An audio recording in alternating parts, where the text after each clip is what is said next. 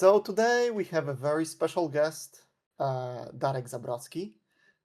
Darek has been involved in many projects, from games to movies, big ones, small ones. His recent ones are Assassin's Creed Shadows.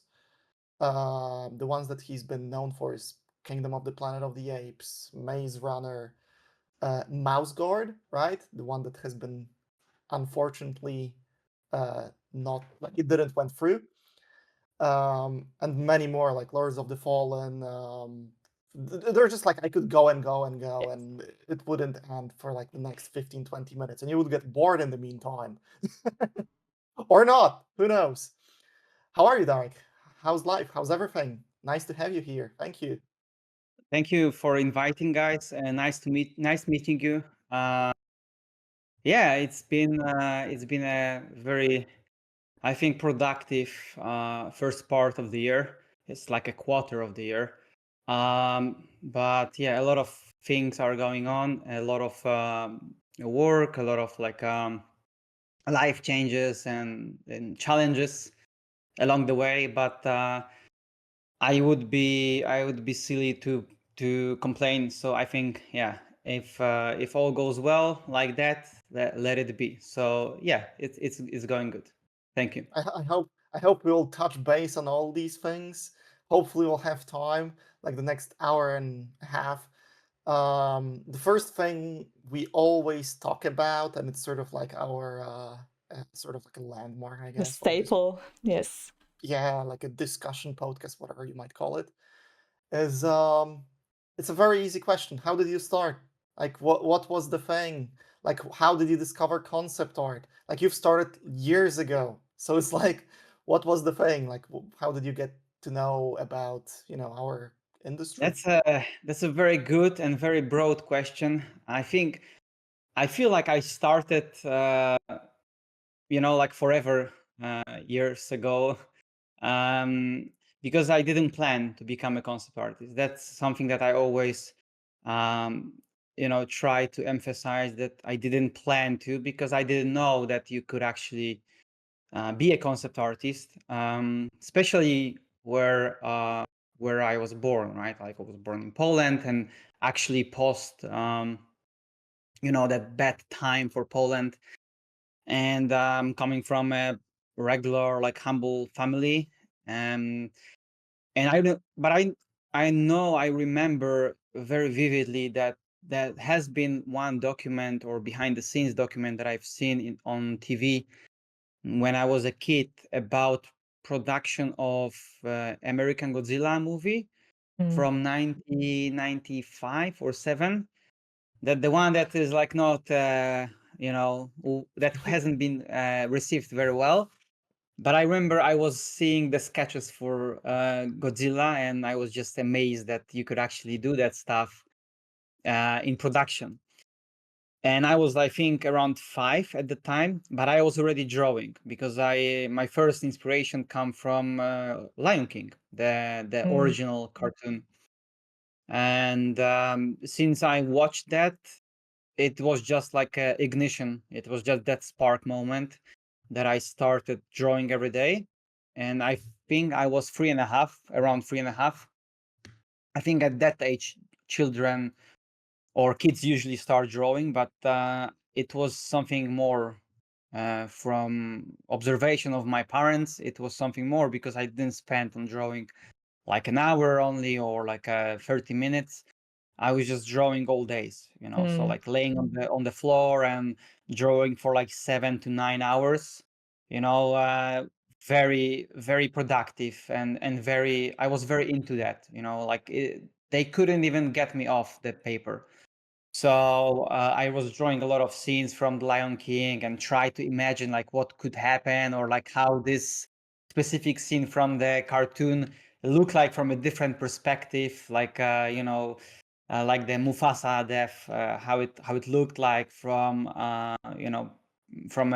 different angles. And it was just scribbles and drawings, and you probably would be laughing if you saw that today, but it just kept me going. It was energetic, and I always loved the dynamics. I always loved serious tone. I always loved showcasing different scenes and be inspired by first thing by the nature. Then naturally, my next inspiration was Jurassic Park, and I was drawing dinosaurs. So it's still animals, but around 6 years old, I was just already started drawing Gdańsk when I was born. So like the old town is just super hyped about architecture, even though I didn't know perspective basics or anything. I was just drawing how I see that, So like some things actually feel not that bad, like it of course doesn't align properly with vanishing points and whatnot, but it was different than I think how it looks like when the kid is drawing. I didn't consider myself being someone special, but I remember that I just cannot live without it. So it was a passion from the get-go, So, and many years passed by. I was still drawing, and of course, in high school and like in elementary school, I was drawing all my, notes. My tests, my exams were always drawn out around. If I managed to do something faster, I was just drawing. Many times I had problems with it, like issues because of it, but it was just passion. And I remember there was a Polish website called DigArt, and I was posting my pencil drawings there, and didn't have like much reception. But I saw one guy and who was like praised there, and he was Marek Okoń. It's like a great guy, and we even sometimes like chat. He was a big idol for me, and I was like just like trying to find out like how he did this stuff. And when I heard about tablet and Photoshop, like how can you even do that? Like my friend from high school, from the school before high school, he borrowed me his tablet, but he had like super shitty one, just didn't work properly. But I was just impressed by that you plug something to computer and you have a pen that you can actually paint with. So I was starting thinking more and knowing that very vividly, remembering and still being inspired by watching Marek work. I was like, I want to try it, like I didn't even know at the time that it's going to be my profession. I was just still a 14, 15 years old guy that I want to do that. So what I did, because my parents bought me first tablet, it was called Pentagram. It was just terrible one. I think within the first month or two, I got it back to the store like twice, like it didn't work properly. So I thought like I did still more research, and I remember there was like there is a company called Wacom. It's like, okay, like this seems professional, because I was just scrolling through the forums and DigArt at the time, and people were just like recommending that company. So like I said, like, okay, but this is way too expensive for me, for my parents, for us. So what I thought, I was just I did a series of old town drawings on paper of Gdańsk, and just went out to the street during the Jarmark Dominikański, which is I don't know how to pronounce it properly. Sort of like an event, a town event. Like a just market. people Yeah, gathering every year, and every year, some like goods. for almost 2 months or 1 month and a half, there is like a marketplace where whole Gdańsk is basically just fully booked with like stages, and people can walk by and buy stuff. And I was just drawing on the street and just started selling works for like 25 zloty or something. So it's like for $5, right? And I managed to gather around like 1,000 zloty or something for a couple of weeks. And then, yeah, I just bought my first proper tablet, which was Wacom Graphier, and it was already a good piece of equipment, because then I started like drawing properly on paper on the tablet. And yeah, things have started since then. I was just drawing, and of course we didn't have access to stuff like YouTube tutorials. So what I just snatched from other forums or internet was the only resource I could basically gather. And I always laugh because right now when the students come to my school and they have to learn, for instance, how to paint something with a depth, right? Landscape, for instance, they can get the results within 2-3 weeks. And I couldn't, I remember how much was struggling to showcase a proper, like a depth in my paintings for like 4 years or something, because there was no one to guide me through. And the knowledge was just from GNOME on workshops. That was very hard to get, I would say. So I had to find my ways to get it. But yeah, that was those times. And I think since my first tablet was 2006, between 2013, I think it was 7 years that I was still just amateur, struggling with my process, and didn't thinking that I would be wasn't thinking that I would be a professional. Even though around 2008, I guess I got my first commissions for like some board games or card games, which was not even close to stuff like Magic the Gathering at that time. It was just like some smaller companies, but these were already from States. So those clients found me through DeviantArt, and yeah, and I was managing to make some first money, even though it wasn't much. It let me evolve. So every time I earned something, I invested. I was investing in better tablets. Then I invested in proper monitor to secure my eyes. Then a new PC every couple of years, and it was just like a process. Everything that I earned, I was just investing. And as we were talking before the stream, I was always investing in something that was the best, at the time.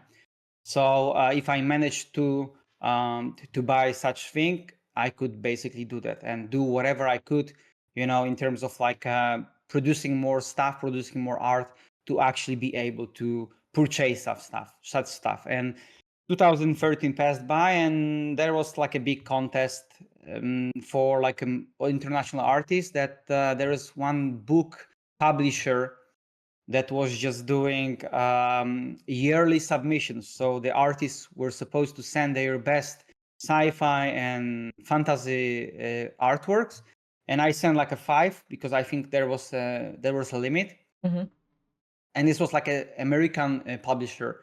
The book was called Infected by Art, I guess. And yeah, happily I was just sending, one of my works was Nazgul, my Nazgul redesign, sort of like speed paint that I did for Polish board Max 3D, Max 3D, if I have to be correctly. And it won a public voters the public voting contest. So the prize was $3,000, and they or 2,000, and they fly me to States for Comic-Con.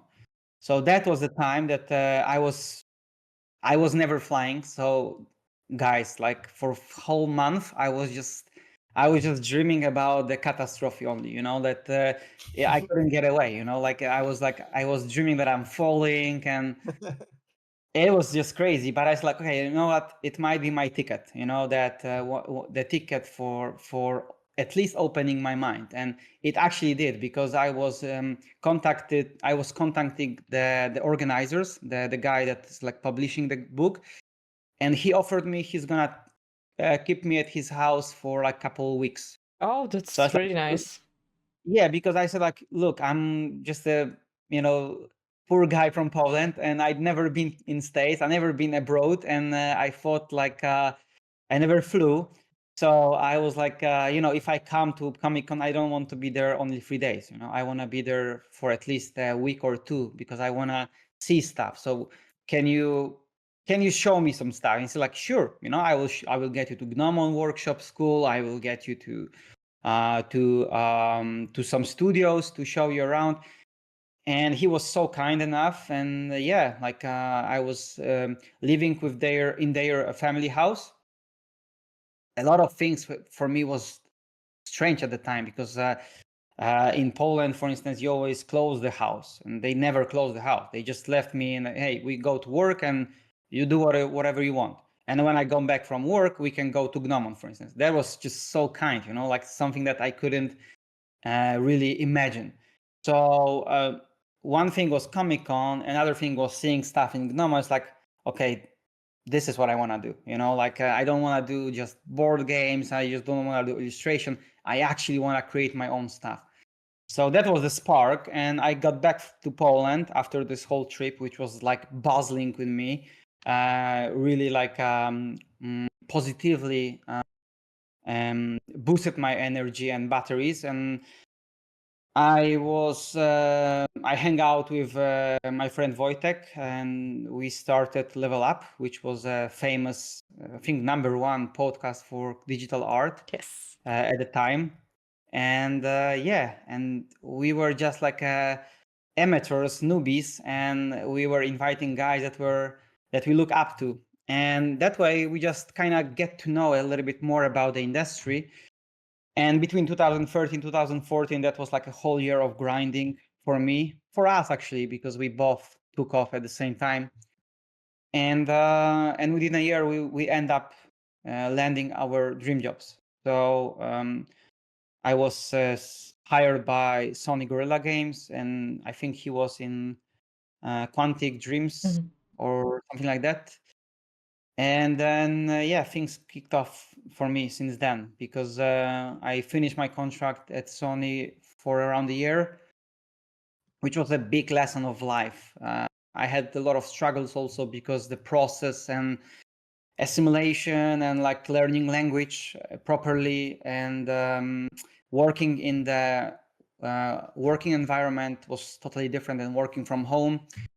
But I learned tons. Even though I was struggling, I was failing a lot of stuff, I learned a lot, and this was very needed for me, because I got to know what the concept art is about, and I even till this day I didn't show the work that I've done on this project, but it was still amazing, designing props and stuff that I was already pretty known on Facebook and posting stuff and getting a lot of praise. But when I got to the studio, I was like, okay, I don't know shit about concept art. So like that was eye-opening. And when I got back to Poland, things get kicked off. Like I was already contacted by studios and started freelancing from Gdańsk. And that how the career kicked off. And this was natural because I didn't plan it. So I feel like in that way I'm very happy about it, that I didn't force myself to work in that field. Like I had support, of course, from parents, but I always try to be, as soon as I can, self-sufficient. But I didn't know if it's gonna be just a job, like a regular job. I had, of course, commissions for years already, but these were like, sometimes they were there, they weren't, but didn't plan to become a proper career path, I guess. I think this is really important, just to talk like about how long it actually takes to, when you start drawing, to actually get a professional job, right? So it isn't like a matter of few weeks. It takes years. Like a lot of our guests say the same, and it was also like the same thing for us, right, Patrick? Like we had to work and actually we're learning concept art after hours. So it takes a lot of work, right? So it's not easy, and it is like a lot of work, a lot of sacrifice, and what we discussed also before, that I never really considered that to be a job. Right now it's more like a lifestyle.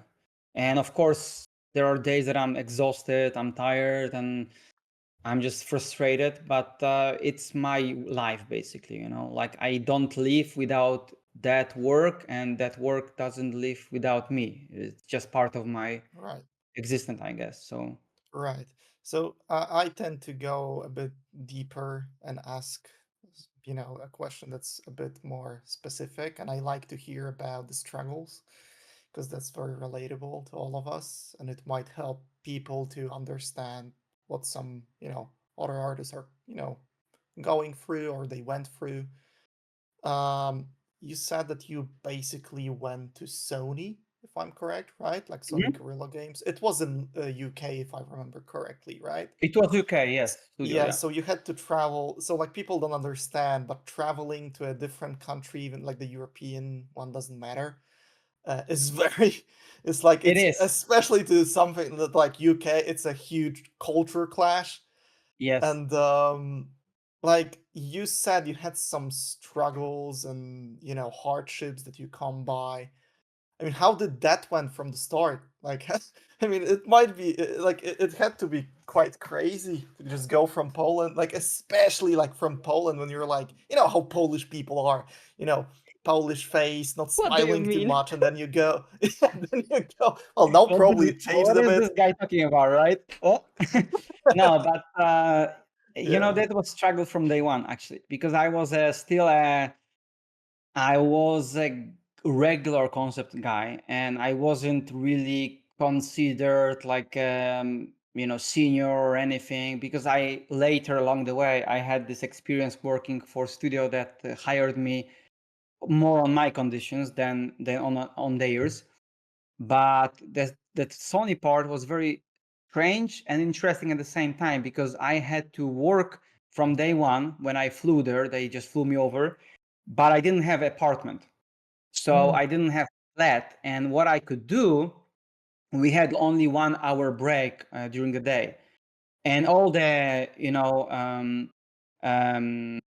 estate agencies and renting places were open till like 4 or 5. Everything is super early closed in UK, compared to Poland, for instance. And I was working till 6, so I had only 1 hour every day to just find some apartment. And I was about to like give up, because they give me a week or so, but I couldn't find anything proper in Cambridge. And everything proper, like just something that I could still like I could rent, I could manage to pay, because it was very expensive, and that I couldn't really pay extra, so like that my actually salary would cover it.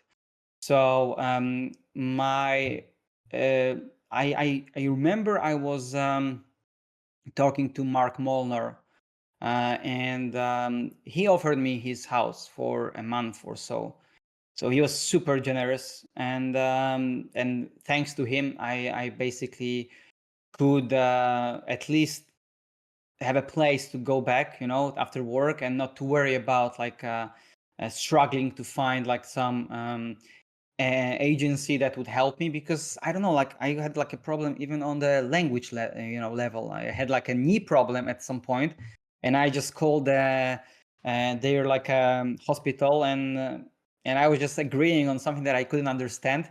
So I took a cab, go there, and it's like, listen, I'm from Poland, can you repeat, because I don't understand you. And like I had so many those problems on a life level, not just work. So but it was needed, like I was never afraid to try. So like I was just asking questions, and that probably just forged my character also after years. But those things finally start to settle. I was working, I had a house. It was hard to say house, because I was renting some room that was just attached to the house in the garden. Like however that sounds, it was like almost 1K pounds per month, which was a lot for such a shithole. But sorry, you can cut it.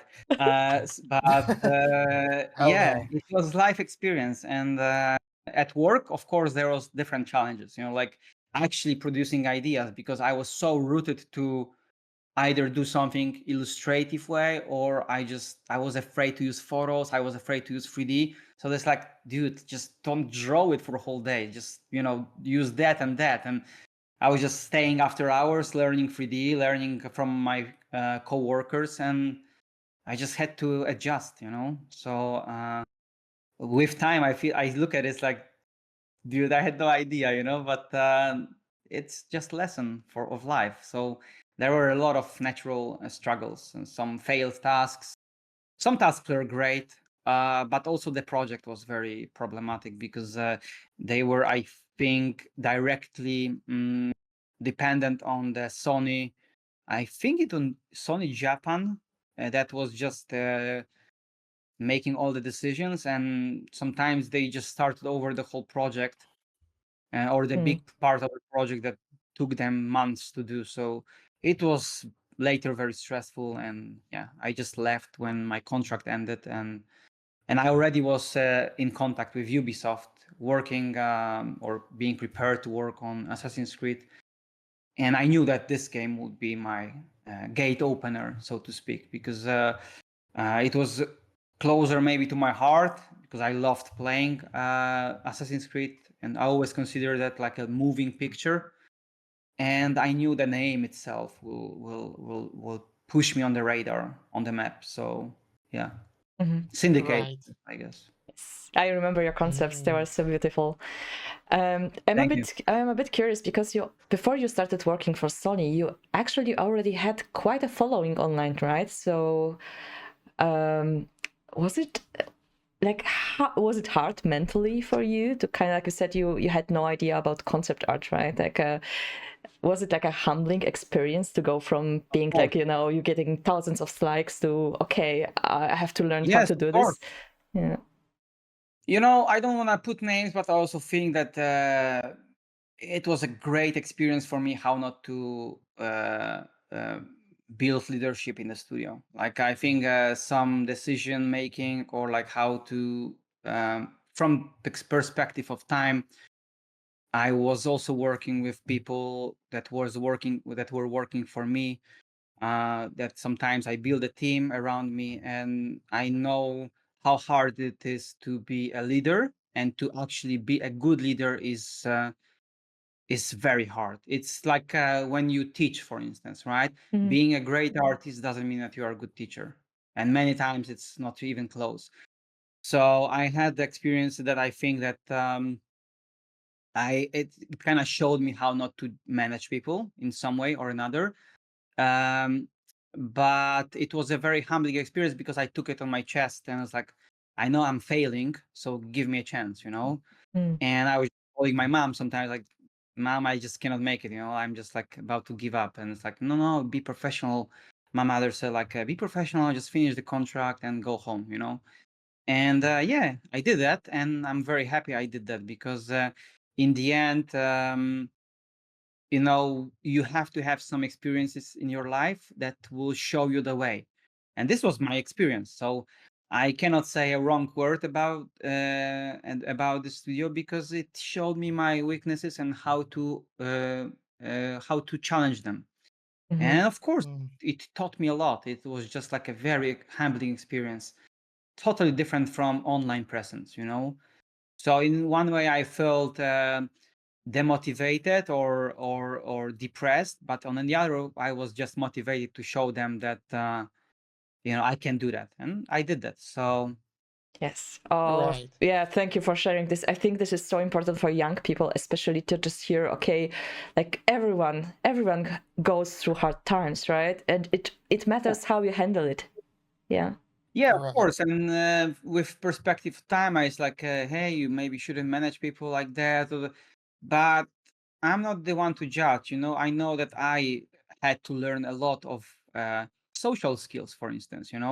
Because there's tons of different stuff that can go wrong if you work with 100 people in one room versus when you're working in your own cave. Mm. So like I had to adjust, and yeah, I think I'm grateful for that experience a lot. So. Nice. Okay, so going back a bit with again with like you sort of set, a goal for yourself, you and Wojtek of getting a dream job, quote unquote. So you got into Sony, Wojtek got into Quantic Dream, right? Now, I know how important it is to set some goals, not specific ones, but just like in general. Mhm. Once you got into Ubisoft and you did stuff for Sony, uh, like, did you set anything like was it just the sky is the limit, or like you still were like, okay, I need to do something like now is the time for movies, for example, Mhm. or I need to do something else now, and you just Of climb course. higher and higher. Yeah. Good question. So of course, by that time, it wasn't just like, hey, like let's see what happens. I was already my career started to clarify. So I had a list of clients I would like to work with, but I never really said like I need to reach out to them, because they were like the clients reach out to me, and I was like, every time that someone new reach out to me, I was just giving a tick that okay, this client reached out to me. So I had a list, and I didn't stress that I need to work with them. It was just a list Yeah. because everyone knows, like Sony, Ubisoft, EA, Activision, and so on and so on. So I did the list of my favorite companies and see what happens, right? So there was, of course, some idea behind, because I was still producing personal art. When I was working commercially, I was still producing personal art to be on the radar, because it worked for me before, that when I was starting posting work, people came to me. If I'm not posting work, like, they come to someone else. So I had to start producing art in order to stay on the map. So of course I wanted to work on movies, but when the Sony came in, I had interviews with Sony, Ubisoft, and ILM or Framestore. And Sony was just the first to decide, like, hey, we're gonna get this guy. Ubisoft just I did my first and the only art test for Ubisoft at the time, and I sent them. I was super hyped, and they never came back to me. So that's another funny story. And Framestore were a bit longer, but they said, like, okay, when I already was in UK, I just sent them the email that I already got hired, and I would love to work with you in the future. And they said, like, we will keep you in the back of our heads. And they actually got back to me a year later. So it was amazing, because I feel like the industry was just also much smaller. So it was just a different experience working with those companies. But Ubisoft reached out to me when I was already a month or two in UK. Just got back out of nowhere, like, hey, Darek, do you want to work on Assassin's Creed? I was like, yeah, I sent you my artist, like, you never came back. And the art director from Singapore studio is like, sorry, my secretary or someone that's just taking over my document just screwed up, and I was on vacation. They never passed it to me, blah, blah, blah. But we want to work with you. It's like, dude, that would be amazing, And I just kind of accepted that after hours. So it was very tough, because I was pulling a lot of strings at the same time. And also around the time I got contacted by Blur and started working with Blur also. So there was a lot of things happening, but it was closer that I finished, or I was close to finish my contract at Sony. And so I had kind of like a soft cushion that when I got back to Poland, I have work. So it was a great kind of starting point. And also at the time when I got back in 2015, it was around spring, Framestore came back to me and they said, like, hey, we would like you to work with us on some movies. And there was Robin Hood, King Arthur movies, my first experiences for movies. Probably never got properly credited for it because it was through VFX company. But I just didn't care. I was happy I was working. And 2016, I got my first direct work on a movie for, at the time, it was 20th Century Fox, then turned into Disney and my Maze Runner. So it was the first proper Hollywood work that was just directly with director, producer, production designer, and the studio. So yeah, as you see, didn't plan it, I just keep pushing and keep grinding and see what happens. And I kind of live with that by today. Like, I don't post much because I have a lot of stuff happening, but I'm preparing something that people don't expect. So that's something that I always, once in a while I just drop some shitty sketch, but it's like, I just don't want to post what I'm cooking because it's Right. just, I need to Shitty make sure. sketch. Mm-hmm. Yeah. No, But like, that, it's, yeah. yeah. Sorry for interrupting. I know Kamila, we have this thing where Kamila asks a question and then Go for but it. I just need to know. So do you? I think it will be kind of easy and hard question at the same time, sort of tragic comedy, I guess. um, you've said that you still live by the sort of those ideals that you've said of just keep grinding and stuff. Do you think the landscape have changed since what was happening like years ago, right? Oh, yeah. Of Yeah. course. Like, I feel like If I look back at how I started over 10 years ago and now, I feel like I've been 3, 4 different people at the time, like doing different stuff. And it's really much different many times what you show on our station or like to your public and what you do commercially. It's just the day and night. And I feel like landscape have changed a lot in terms of the efficiency of work and staying relevant in the field. Because when I look at today's people and just market in general, I think one way is to get into the industry is hard, but staying relevant and staying on top of the game is even harder. So it's much harder actually.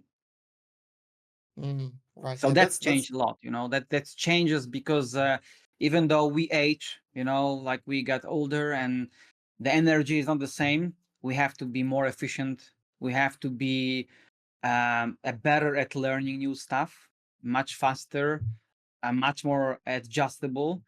Um, and I feel like, like the techniques and approaches and projects and just overall concept art field have changed quite a lot. Like if you compare how you do concept art 10 years ago and now, and with all today's tools and being able to do your concepts and show them in interactive way in 3D, or it's just something different. Like I think if I never follow that I want to evolve as an artist, I probably wouldn't be doing that, or I wouldn't be where I am basically. So for me, it's always like learning curve, and it doesn't mean that you have to grind like you used to when you were 18, but you have to be much smarter, much more efficient. So you have to learn exactly what you need, not just a bit of everything. It's just basically what gets you to from point A to B. So it's about, like, for instance, if I learn a new software, like I started learning plasticity in November last year, and I do stuff that, like, people don't really expect with plasticity, but I learned it exactly in a way I needed to.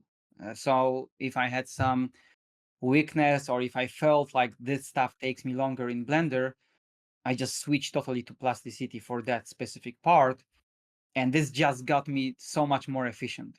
So it's about like efficient learning.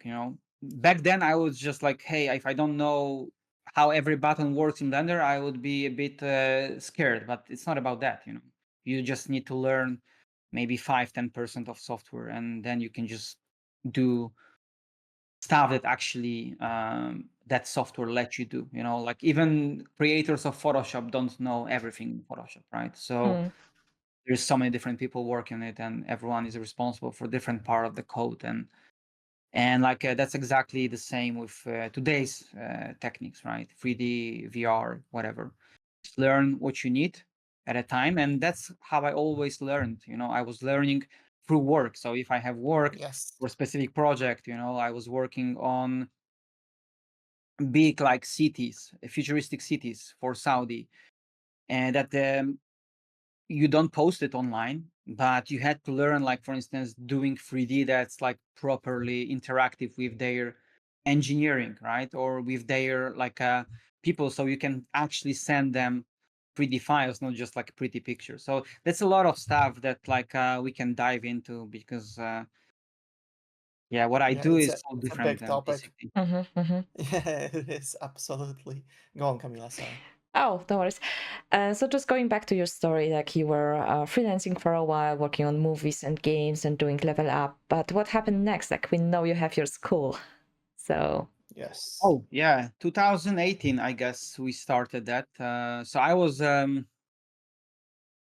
hanging out a lot with my friend Michał Kus, and we were always thinking about doing something together, because we were like, we became friends online first, but then we met a couple times in real life. Then we did like a lot of workshops together, and it's like, yeah, let's do something together. And he wanted to do like more of like a studio for concepts, and I was like, like if it goes so well with workshop, why not to try school? And then like I I said like, okay, let's do school, but you have to move to Poland, because I had some contacts that helped me kick off, like a school idea in Poland. And it's like he just moved to Poland, and we just got it go. We started with like a film school in Gdynia for one term, but then we wanted to do something that we wanted to have our independent area. Mm. So we were starting like scouting around the free city, the place that we could actually rent or have. And I went with my wife to Not, which is an old building for like cultural meetings. There is a theater, and it's just in the center of Gdańsk, in the old town. Um, and yeah, we were just talking to the director guy of this place, and he was very hyped about the idea. We did the one test term, and since then it's already going for like 7 years. So Wow. yeah, I have to visit every one every time. year you should, like, definitely that would be a pleasure, um, because I always like wanted to kind of like have it as a side project, as my little baby, because I was also running a lot of mentorships at the time, and after Level Up, we just kind of had this natural drive for teaching, and yeah, and then that focal point idea came in. We made it happen, and every year we do it twice a year. So like there's 2 terms a year, plus we have a number of additional courses run by the other professionals that we like to collaborate with. So it's a nice side project. It's very hard. You probably know it, Kamila, already, that teaching is hard, and it's very rewarding if you see the fruits out of it. Mm. And the fruits are, of course, the students, because that's what we always market.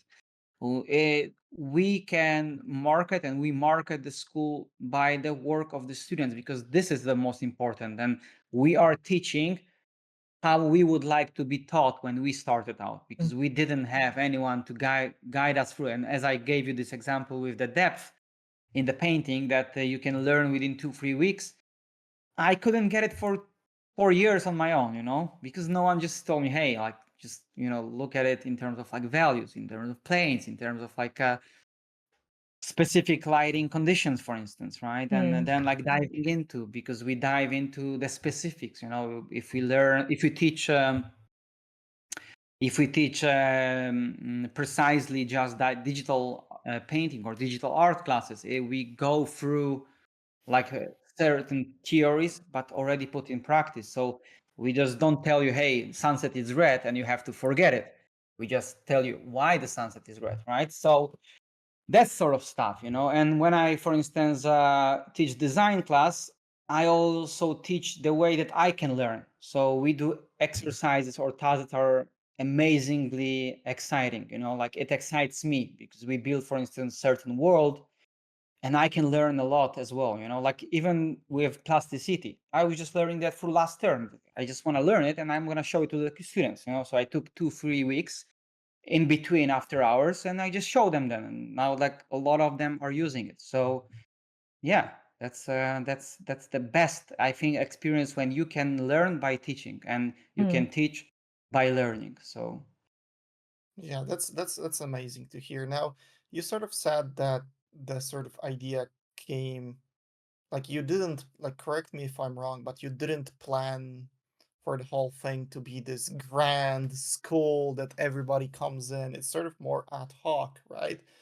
Like, let's yeah, see how it goes first, and then sort of let's see what sprawls out of it, what will be the fruits out of it. of course. Um like you mentioning that now you're running it for 7 years. I mean, that's successful in my book. Because like I feel like a year is fine, but like 7 years, it's a hell long of a time, especially for like like student retention, I guess. Hmm. Um, I don't know where I'm coming with it, honestly, but but I'm wondering, what would you say now, after doing it with Michał for 7 years, that is sort of crucial to make like doing it for that amount of time, right? That's Especially thank in you. yeah, especially in like our like industry is sort of a niche industry, It right? is. Yeah, so it's like I'm very curious about it. Thank you for nice words. I think it's a very interesting question because sometimes like we don't even feel like it's been 7 years, because Ah, I think again it's something that I told you guys before. What I do is out of the passion, so I don't feel like I'm forcing myself to go to the school. I'm not forcing myself to do a sitting session during the week with students. I feel like it's just natural. And I think it's like with everything in life, like if you really force yourself to do something, like, "Oh, I don't feel like, why should I do it?" Why do you torture yourself? It's not maybe for you. So I feel like it's just coming naturally, but also I agree. We can also feel the industry has been or have changed a lot across the years and how it affected school. I think in both bad and good ways, like for instance, during the COVID, there was a dude, like we had to be so careful. We had some people that were sitting like 3, 4 meters out of each other. We had like masks, we had like sanitizers in class. It's just crazy that we actually survived that, which was one of our biggest challenge. Mm. But if we survive that right now, like even in the industry that's like in a crisis and we still run and operate, it's amazing. And of course, we see that some terms are bigger, some terms are smaller, some classes are bigger, some classes are super small, but we don't care. We approach the same way. And as I said before, sometimes it's not only about the number of students, but the quality of students or the quality of work they produce, because everyone has their own learning curve and everyone is like motivated differently. So our job is to keep them motivated as high as we can, so their output is the best. So I rather want to have like students that are producing quality stuff rather than have like students that basically just slack around, Mm. which doesn't get you anywhere, because for me it's still like a side project, and I feel like first and foremost our success is where the students have success. So when they get hired, we are proud, we just can feature them, and we are happy because we made it, right? Like, what's the point if we market the school that, oh, look at Darek or Michal, how amazing their work is? Like, that's bullshit, because I don't want to market myself. I want to market the projects and the output of students, right? So Mm. this is what drives people.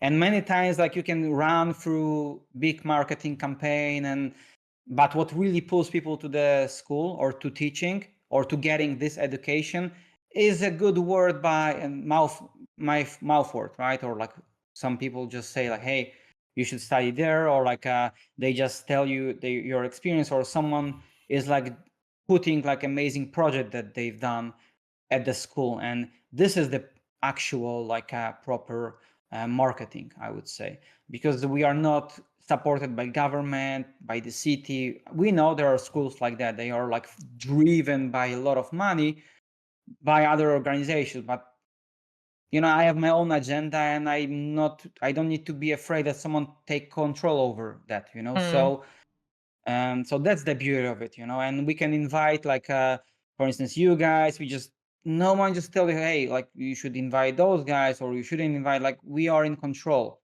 And of course it just requires a lot of effort, because during the week when I run the school, I also work many times, right? So my schedule is pretty much filled back at the time, and it's very hard to sustain, right? But if I didn't like doing that, I probably wouldn't. So I think that's something that keeps us going for so long, and hopefully for many Mm. years ahead. Yeah, right. Like the sort of recurring theme of people that we had on a podcast is having fun with what you're doing. Once Yeah, you have it, it's like there's no going back, and you treat it differently, right? Like of as a course, person. of Like it course, doesn't yeah. feel like a job, it doesn't feel like work. You're just doing it out of passion or just liking it. And it's Mm. totally different thing than just doing it because you have to. Yes, Yeah. absolutely. And as we said, like teaching is a hard piece of job, actually, It's a different skill. It is. it It is is. it is very tiring also. Like 3 hours at school for me is like more than 2 days of work, to be honest, you know. So like it's very demanding, but I think, as you said, you have to like doing it just to do it good, because we of course had the moments that we felt burnout or tired, but that's also one of my um, process of thinking, process of like evolving, not only artistically but also as a teacher, is that I try to always make new stuff during the term, or try learning something new that I can also show to students, because this keeps me energetic, and I'm not that repeating my classes basically. So they are more interactive, more going with the flow, and students can also feel that, because when they see you have a good flow, they give you their all. So Mm. So wait, you have like a very successful podcast. Then you work on the biggest project in the movie and games industry, and you have your own school. So what's next? Do you have like any goals that you want to achieve still, or? yes, I'm very impressed, inspired, but and also jealous that there are artists that are pulling off their own projects. That's like a healthy jealousy, I would say, because I never been toxically jealous of someone's success. I always rather drives me. I met people that were toxically jealous, and it's not very good for your own output, I would say.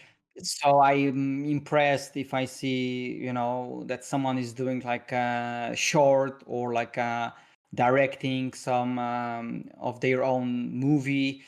And this is actually what is gonna be my next kind of goal, and it's already kind of on the plate, right? It's still baby steps. It's like a, but I'm producing a lot of stuff behind the scenes. That's why I'm a bit you know, insecure yet to show it, because it's actually very personal, and I need to feel, because I feel like I have a good sense of what will be well received and what's not. So, but sometimes, of course, you cannot expect it, or you cannot predict it. But the moment I'm not happy with it, I'm not showing anything. So, like, I feel like this is kind of like a next goal, just to do that personal project that's not driven by one concept, or it's more like a like a lengthy project. You know, it doesn't need to be super long, but it needs to be different than what people know me from. So I know my other friends are also cooking that, so that also motivates me additionally to cook that, you know, properly. And if it's not if it's too raw, it won't be well received, I would say. But also, it's very hard not to not overcook it. So yeah, it's definitely interesting, because I tried indeed a lot of projects in my life, and the school, and the podcast, and the studio, and some things going better, some things going worse. It all we do is dependent to some degree on the situation on the market or the industry status, right? But I believe, and I always believe, that if you do something that you do out of your heart, and you believe in that, and you feel that it's something that you should give your all, I think there is a bigger chance to succeed. So, Mm, totally makes sense. Could you share anything? I'm like, No. it's like you're having a, you know, you're having a fishing rod with some bait, and I'm like trying to catch it with my face, you know, and I'm like, oh, what's going on then? Obviously, if you don't want to share it, that's fine. I don't want to put you on the spot. Yeah, I think it's too early. Like I That's don't fine. wanna. I feel like I'm about like every day almost like I'm about to post something, just like a snippet. That's like it's not there yet, like don't post it, Darek. Don't do it. So like I hopefully it will happen. It will happen. Yeah, So and that's nice too, of like just keeping yourself on the leash in a way. But you mentioning, like Camila sort of went nicely with like you having your studio and the school and the podcast and successful career. Um, and you keep pushing and sort of giving yourself those kind of, well, goal/achievements. Um, Now, going back a bit, like now that you know, I don't want to say like you've done it all or something because you keep going, but looking back at the hardships, looking back at the old times, right? Do you still think about it? Do you still have it somewhere in your head that basically, like, oh, like, do you remind yourself from time to time of like how hard it was? To not be too contempt with what you have now. yeah, like I try not to think too much about the past. That's for Yes. instance like when someone is just like I'm still like selling also prints sometimes, and like I got the notification that the new order came in, and next to the new order there is a name for the print, and it's like, which one is this work? So I just sometimes just forgot about like what I've done, and I just scroll through like, whoa, that was a lot of stuff. But I don't just sit there and like praise myself, oh, like how much we achieved. No, I just rather think maybe not too much ahead, because we never know what happens tomorrow, but at least live by the day. And like right Yeah. now when I have a kid and when I have a daughter and I see how fast she grows and she's amazing and she gives me a lot of new energy in life, and I can definitely say that I'm much more efficient these days because I work. How to say it? I definitely work much more efficient. I work even faster, which means that I have more time to do my own stuff and learn something new, right? So back then, the only kind of regret I have, but I cannot even say regret because probably we wouldn't talk today. But I felt like I gave a lot of my expertise for 10 plus years, never really doing something for myself. So I don't want to sound like I'm regretting anything. It's just that I just had to probably learn the hard way how to be efficient, how to not waste my time. So I, for instance, totally changed my daily routine. That was a big changer for me. Like I wake up 6 7 a.m. I go to bed around 10 or 11, which at the time it wasn't abnormal for me. A couple years ago I was just going to bed at 6 a.m. So when my wife was waking up to work, I was like, hey, and it's just like it's not normal. So I'm happy that those things have changed because it really gave me much more efficiency. So I think I'm just that person that sometimes need to learn on the hard way and need to suffer Yeah. a bit to learn by my own mistake. Because if someone probably told me, hey, wake up earlier and you'll be, much more productive, like bullshit, like I was just kind of like closed with my own way of thinking. And the older I get, the more I'm calm down, listening and analyzing what I can incorporate to my life. Yeah, So right. It's a rare occurrence in people to just learn something if somebody tells you to do it, right? Like you usually oh have to yeah, learn it by mistake or like, and it's your own mistake, right? Like, okay, of course. I fucked up, right? I have to bear the consequences next time. I'm not gonna step into the same river again. Yeah. And you do it through time, like having this mindset of like, okay, I'm not gonna do it again. Yeah, like you mentioned about stepping into river, it just reminds me always when I just remind myself, hey, not to take like 2 or 3 projects at the same time, and just And you like I'm do it still Oh again. learning God. that, and which is super hard, So like Yeah. because we have this nature, come on, like you Especially just as a don't. freelancers, right? Mm. Yeah, so I'm learning also that routine of time management and energy management. Like what I incorporate also recently is just like random holidays. I never go on holidays, so we just randomly. I'm just going to my wife and like, hey, we go Monday for 4 days. So we go Monday to Thursday and Friday is school, so I get some energy back. And I never did that before, so I incorporated that recently, and it works wonder. Like I can make it. I just say to my clients like, hey, I need a break. Like I just cannot hold on to that all the time when the school is going on, and I just need a break. And that's sort of like that I'm also learning, because you have only one life, one health, and it's a very thin way if you cross it. So I Yeah. remember, yeah, that's very interesting. I remember you having some problems with your hand, if I'm correct. yeah, And that's yeah. that's something that you like. That's so. I don't want to say funny because it sounds wrong, but like now that you've mentioned that you learn by your own mistakes, it makes Mhm. much more sense, right?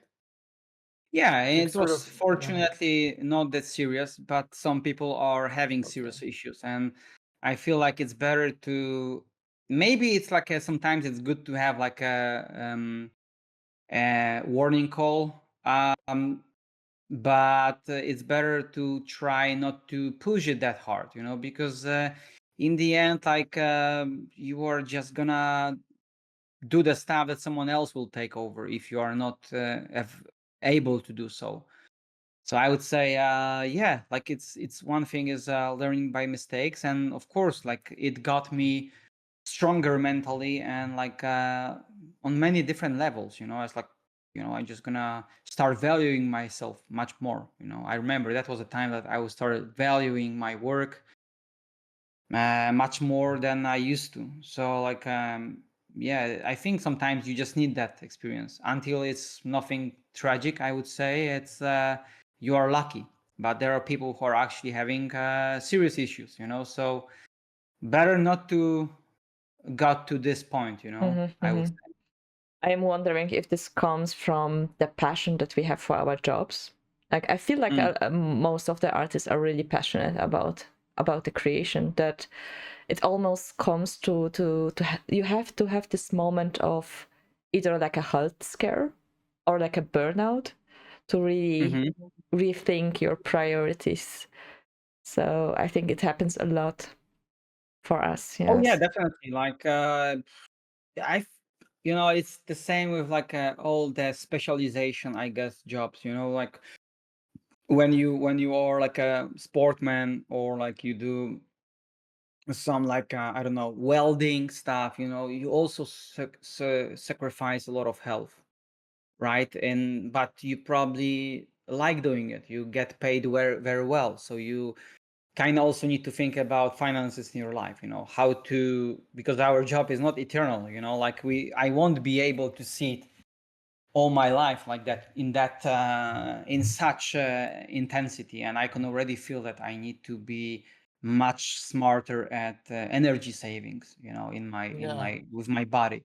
So we gotta be smart on so many levels that people I just draw, like no, it's just they have no idea, like especially when you are freelancing for 10 years, and this, you are kind of like in survival mode, all the time, but you still need to, think about your family, maybe Yes. investments, to secure yourself in the future, because Yeah, it's right. Like that's a good advertisement of go and do and buy a standing desk, you know. But it's yeah, it's like it's very true, right? Like that's something that I've personally like to talk about with a lot of people. Like there's fun of it. There's a lot of like passion going through what we're doing, and this kind of like obsession in a way, right? Of doing it all the time, and you go to sleep and you still think of, oh, I should do this kind of composition, right? Or something. I don't know, I'm Mhm. just throwing some ideas. But then there's the harsh reality, especially when you get a bit older, of you truly have to think of yourself as a kind of a businessman, businesswoman, right? Of course. Like you like thinking of finances as a safety net of your over your head. Like that's something that I think not a lot of people are talking about, but it's extremely, extremely important and crucial, hmm right? To Especially just for to freelancers, right? Like, yes. mm, So it's like it's a hard topic because a lot of people are thinking that it's sort of like a taboo thing. But I don't know. I feel like obviously, yeah. I mean, like yes, we're not doing it for money, but we're also doing it for money because when you have a family or dependents or something, you need to think of it very, Of very course. hardly and Yeah, heavily. 100%. Like I also educate myself on it when I have time. So it's just another also kind of topic that you gonna be really aware of your money situation. I'm never really understood, and I'm not really that guy that like supports, oh, artists must be a starving artists. Like that's a total bullshit. Like you can really make good money out of it, but you have to be smart about it also. It's mm, very easy to get into trap of like, hey, if you just out of nowhere got like 100K um, in your hands, you can just spoil it somewhere. But no, you have to be smart about it, for instance, right? So I think it's another great um,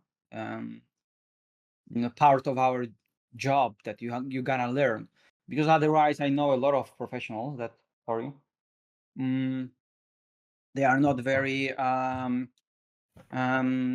business driven, mhm. and they will produce amazing stuff, but there will be people who will take it for granted. So Yeah. yeah. Um, yeah, as I said before, that it's especially true for freelancers, right? Like, I remember like the first talk that I gave at Promised Land 2 years ago. I think it was hmm the title of it was How to Survive as a Freelancer.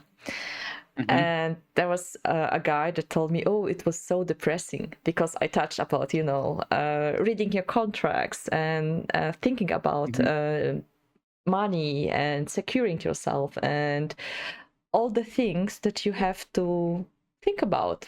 Like when you are a freelancer, it's not just doing art. It's like Oh much, yeah. much more, right? And there's like this very, I don't know, like careless idea about that when you're freelancer, you have this much freedom and you can hmm work whenever you like and do whatever you like and whatever. But I almost think that being a freelancer is way tougher than working in a studio.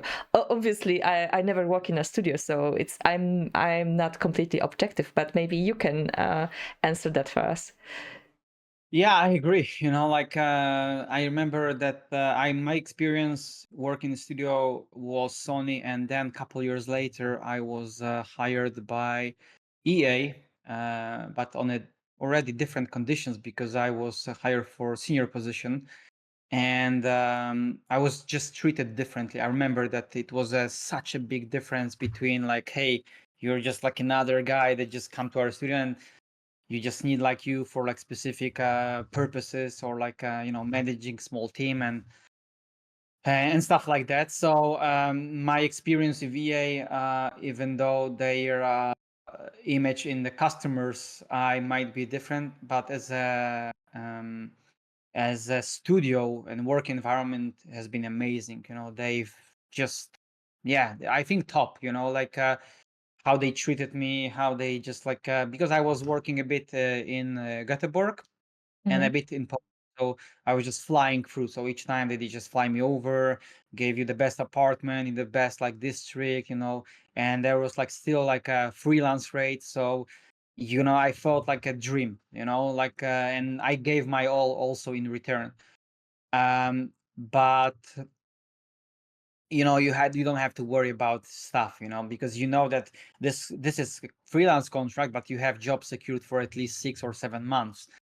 which is putting you in a super nice position. Like in our industry, there's a lot of projects that are just guiding from 1 week of work to 2 months of work. Like for instance, I right now direct one specific campaign for advertisement of a daily product, which is not game, which is not a movie. It's an amazing project, but it started small. They needed me to flesh out some of their marketing campaign and designing purposes for that. And then they just like and I love the collaboration, so we just extended contract 3 times already, and it's already 2 months work. So you don't really predict many of that. Like it's very hard to say. People think like, oh, you go on freelance, you have whole year of work. Sure, yeah, if you have a name, maybe, but what if you're just starting out, right? So I'm happy. I'm always busy, but I'm also need to be careful about it, because it's very hard when you get into the point that you just accept too much stuff. And even if you have studio, if you have a team, it's not gonna help. So it's there's plenty of stuff. Taxes, and I have my lawyer, I have my accountant. It's different, and they all need you all need to pay them. Like. Sometimes like you hire people to help you also need to pay them. There is like deadlines, you have to think about it. There is scheduling, there is like mails. There is new orders for the prints, there is new orders for the school, there is new orders for commission, and there's just so much stuff going on that I feel like my head is always buzzing. So that's much harder, I would say, because you are one-man army in the end. So it's nothing to compare to like, hey, you go to work from 6 or 9 to 5 and you don't give a damn, about later. Afterwards, yeah, like you're done with your work, yeah. Yeah, But I don't also know feel how- I'm that kind of personality. You might be similar, that you say that you are freelancing, because I was always wanted to be independent. I mean, there's a lot of similarities, right? Like we're all from Poland, so we have this kind of sort of ways of like character, kind of a way of dealing with stuff and keep pushing it. I guess Yeah. living in the country for some time actually um, pushes you quite far, especially like I'm not gonna say it's bad, because it's like it's okay, it's good. Like I don't I would want people say, to I don't want I've people been to have this thing. I've been traveling the world quite a lot for workshops, for like consulting, and I think those that complain about living in Poland are like putting it too much. Like if you just look close to your neighborhoods, I think everywhere, like everyone will say the same. Like the green is always greener or like nicer in the garden of the neighbor. So I would just say like we can't complain. Like it's Yeah, it's a matter of Poland. perspective, isn't it? When we just started Level Up, and when the industry was much smaller back then, but when I compare Poland 10 years ago and now, it's a day and night difference. A lot of things, of course, always can be better, and a lot of things frustrate me, but I'm just talking to other guys that are living in different countries, and they complain about the same thing. So I would just say, we shouldn't. So yeah. I also think like I moved to Germany in 2006, and every time I go back to Poland, it's like it's so nice. Like it's completely different country that I left it years ago. It's 20 years ago, you were going to Germany or to other Western European countries, and you were like amazed, by the roads, but here you have it, right? So right now, like nothing to complain about. Maybe our situation in Europe is not the best, but like I don't know. It is good. It is what it is, and I would say we're gonna be always able to adjust. It's the same like with our job. No one will tell you that every year will be the same. If I look at the numbers, my year differ. Like, and during the COVID, when a lot of industries were shutting down, this was actually too much work to handle in our industry. So I would say every industry goes through ups and downs, and you're gonna be prepared. And as you guys said, you're gonna also think about the finances, so you can get prepared for harder times, because life is not always about like candy stuff, Yes. That's very true. Well, I guess it's a wrap up, right, Kamila? I wanted to ask one last quick question. Oh, let's go. I'm Let's sorry, go. because you are a teacher, so I would like to ask, like, do you have like any, I know it's very hard to give like a universal advice for students, but maybe is there like a common thing that you're seeing in portfolios these days, or something that, because I think like also trends changed when it comes to portfolio. So do you have like a one quick last advice? That's a pretty good question, because I also agree that the trends have been changing across the years, and like trends from today can be different than trends from 5 years ago. But I would say always do the stuff that excites you and drives you, because otherwise you will just end up repeating someone else's trend or someone else's work, and you will never stand out. So of course it's great when you can learn from specific people or specific trends, but you have to still be able to reflect it by your own voice, basically. Amazing. Makes sense. Thank you. Thank you. Well, Now we can wrap thank up. you for your time, Darek. We really deeply appreciate that you could talk with us for this whole hour. We feel honored. And hopefully we'll get to speak again at some point. Maybe this time, face to face. It'd be great to meet. You can guys come to Gdańsk. I will show you around. We will have some nice dinner. And Awesome. yeah. Thank you. Food. Thank you so much. Thank you. Thank you.